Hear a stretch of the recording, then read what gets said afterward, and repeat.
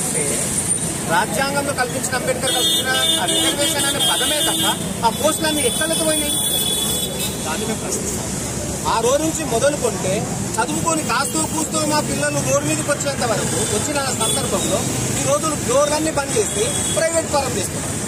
ఈ private government లో ఉన్నటువంటి కొన్ని పోస్టులే ఆ కొన్ని పోస్టులలో ఓపెన్ కేటగిరీ అని ఉంటుంది. దాదాపుగా మన తెలంగాణ రాష్ట్రంలో 50% రిజర్వేషన్లు ఉంటే 50% ఓపెన్ కేటగిరీ ఉంటుంది.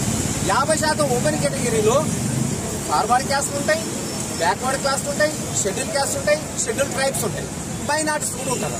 మరి ఈ 50% పోను ఈ 50% ఎవరికి ఉండాలి?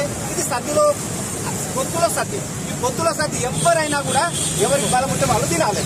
అంటే చదువులో జ్ఞానం ఉన్నటువంటి వాళ్ళు అది వాళ్ళు ఇవ్వకుండా ఏం చేస్తున్నారంటే మీకు ఎస్సీలకు గింతే ఇచ్చిన బిడ్డ మీరు కిందనే ఉండదు, ఎస్టీలకు గింతే ఇచ్చినా గింతే ఉండదు, బీసీలకు గింతే ఇచ్చినా గింతే ఉండదు. మరి ఈ సగం పద్దు ఎవరికి ఇష్టపోతున్నారు?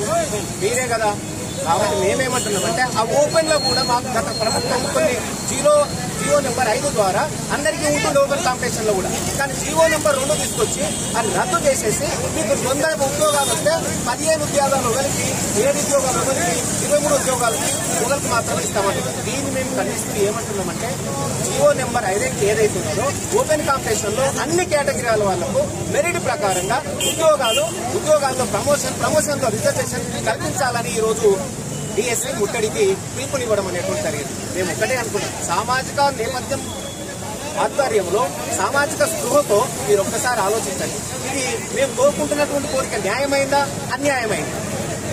కాబట్టి మేము ఒక్కటే కాబట్టి ప్రభుత్వాన్ని కూడా డిమాండ్ చేస్తున్నాం. ప్రభుత్వంలో ఉన్నటువంటి ఎస్సీ, ఎస్టీ, బీసీ నాయకులారా, మంత్రులారా, ప్రధానమంత్రి కూడా మొన్న మహేష్ కుమార్ గౌడ్ అంటున్నాడు, ఆయన రెడ్డి కాదు గౌడ్ అని. మేము సంతోషపడతాం. కాబట్టి బీసీల గురించి, ఎస్సీల గురించి, ఎస్టీల గురించి ఆలోచించాలని గౌరవ ముఖ్యమంత్రిని కోరుకుంటూనే ఆ ఎస్సీలో ఉన్నటువంటి మంత్రులను, ఎమ్మెల్యేలను, ఎమ్మెల్సీలను వాళ్ళందరూ కూడా ఒకవైపు ఇంత జరుగుతుంది, అన్యాయం జరుగుతుంది, అన్యాయాన్ని జరగకుండా రేపు జరిగేటువంటి రిక్రూట్మెంట్ లో అన్నింటిలో కూడా ఓపెన్ కాంపిటీషన్ అన్ని కేటగిరీలకు సమానమైనటువంటి న్యాయము మెరిట్ ప్రకారంగా అందించాలని ప్రభుత్వాన్ని డిమాండ్ చేస్తారు.